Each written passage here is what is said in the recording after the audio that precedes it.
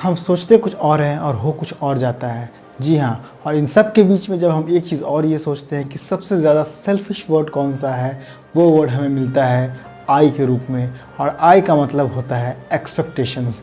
Expectations जो कभी fulfil होते हैं और कभी फुलफ़िल नहीं होते हैं, और इसी के ऊपर आज हमारा ये वीडियो आधारित है।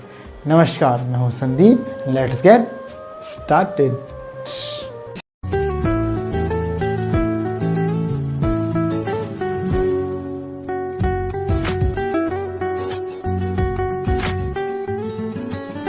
तो क्या है ये आई? बचपन से लेके बड़े होने तक ये वर्ड हमारे इर्द गिर्द घूमता है। यानी हमारा एक्सपेक्टेशंस, हमारे डिज़ायर्स, हमारे लाइक्स, हमारे डिसलाइक्स, हम क्या चाहते हैं, हम क्या नहीं चाहते हैं, लोग हमें कैसे ट्रीट करें, हम के लोगों को कैसे ट्रीट करें, हमको क्या ट्रीटमेंट मिलना चाहिए, लोग हमारे साथ कैसा बिहेवियर करें, हमारे साथ कैसे डील करें, सब कुछ आई पे डिपेंड होता है। यानी कि जो मैं चाहता हूँ बस वही हो, बाकी दुनिया जाए भाड़ में। यानी कि लोग ये चाहते हैं कि दिन रात वो आपके एक्सपेक्टेशंस फुलफ़िल करें। क्या ऐसा पॉसिबल है? नहीं, ऐसा नहीं होता है। हर कोई आपके एक्सपेक्टेशंस को फुलफ़िल करने के लिए यहाँ जीवन में नहीं आया है। ऐसा नहीं है कि दिन रात वो आपके ही पीछे लगा रहेगा, आपको खुश करने के पीछे रहेगा।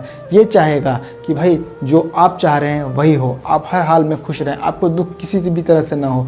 ऐसा नहीं है। हर एक इंसान अपनी इंडिविजुअल ज़िंदगी जीता है और हर एक का अपना अपना एक्सपेक्टेशंस होता है, हर एक का अपना अलग डीलिंग होता है, हर एक का अपना लाइफ स्टाइल अलग होता है, हर एक का अपना कंडीशंस अलग होते हैं, हर एक के अपने जो है जीने के तरीके अलग होते हैं। तो अगर आप ये चाहते हैं कि आई के ऊपर सब कुछ कॉन्सेंट्रेटेड रहे, यानी कि आपके ऊपर हर किसी का कॉन्सेंट्रेशन बना हुआ रहे, तो ये पॉसिबल नहीं है।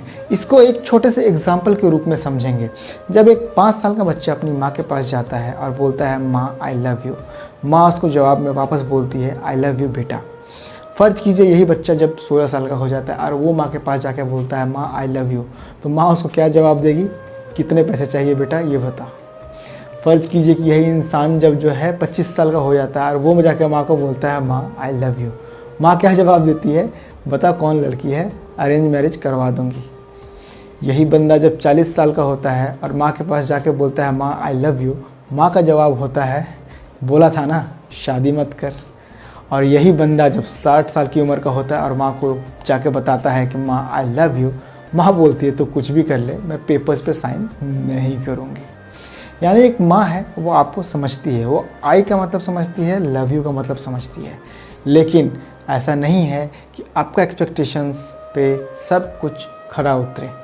ठीक है, ये एक तरीका है जो आपको समझना ही पड़ेगा, क्योंकि आई के ऊपर सब कुछ केंद्रित नहीं होता है। आप भगवान के यहाँ भी जाते हैं टेंपल में, तो वहाँ मांगने ही जाते हैं। किसके लिए? अपने लिए। वहाँ अगर घंटी भी बजाते हैं आप और उसके बाद दोनों हाथ जोड़ते हैं, तो क्या करते हैं? खुद के लिए कुछ मांगते हैं। लेकिन आप ये सोचिए कि आप भगवान के लिए क्या कर रहे हैं। भगवान तो आपके लिए सब कुछ करेंगे। जिस दिन ये थिंकिंग आपके दिमाग में आ गया कि आप भगवान के लिए क्या करेंगे, यानी कि आप दूसरों को सर्व करेंगे, वही एक भगवान की सेवा हो गई, वही हो गया जो आपने भगवान के लिए किया। यानी जिस दिन आपके मन में ये विचार आ गया कि हमें दूसरों को सर्व करना है, बस उस दिन आप आई से यू पे शिफ्ट हो जाएंगे। और जिस दिन आप यू पे शिफ्ट हो गए ना, और एक्सपेक्टेशंस जो है रखना वो गलत नहीं है, लेकिन यू पे शिफ्ट होते ही एक्सपेक्टेशंस के मतलब बदल जाते हैं। कैसे? जब आप दूसरे को सर्व करते हैं तो आप भगवान को ही सर्व कर रहे हैं एक तरह से। और जब आप अपने लिए सब कुछ ना सोच रहे, दूसरे के लिए जब कुछ सोचना शुरू कर देते हैं, तो वहीं से जो है आपका परोपकार का प्रक्रिया स्टार्ट हो जाता है। आपका जो है अहम वो बदल जाता है उद्धार में। यानी कि आप अपने लिए रिस्पेक्ट तब तक नहीं एक्सपेक्ट कर सकते हैं जब तक आप दूसरों को रिस्पेक्ट देना नहीं सीखेंगे। आप अपने लिए जो है प्यार दूसरों के मन में नहीं पैदा कर सकते हैं जब तक कि आप दूसरों को प्यार नहीं करेंगे। कहने का मतलब, जैसे ही आप आई को यू में कन्वर्ट करते हैं, बहुत कुछ बदल जाता है। आपकी दुनिया बदल जाती है और आपकी सोच बदल जाती है और इच्छाएं बदल जाती हैं और देखने का नज़रिया बदल जाता है। आपके प्रगति करने का स्पीड जो है वो भी बढ़ जाती है, क्योंकि आपने आई से यू पे शिफ्ट किया है। यानी कि आप दूसरों के लिए जीना स्टार्ट किए हैं, अपने ऊपर से अपने ध्यान हटाया है, दूसरे के ऊपर ध्यान केंद्रित किया है। तो तो जैसे ही ये शिफ्टिंग हो गया ना, इक्विलिब्रियम बन जाता है, यानी कि ऊपर वाला भी ये देखता है कि ये बंदा जो है सिर्फ अपने लिए नहीं सोच रहा है, दूसरे के लिए भी सोच रहा है, और फिर आपके जीवन में कुछ अच्छी चीज़ें होना शुरू हो जाती हैं। ये बस एक मेरे सोचने का तरीका है कि जैसे ही हम आई से शिफ्ट होते हैं, एक्सपेक्टेशंस तो वही रहते हैं, लेकिन नज़रिया बदल जाता है और जीने का ढंग बदल जाता है, खुशी दुगुनी हो जाती है।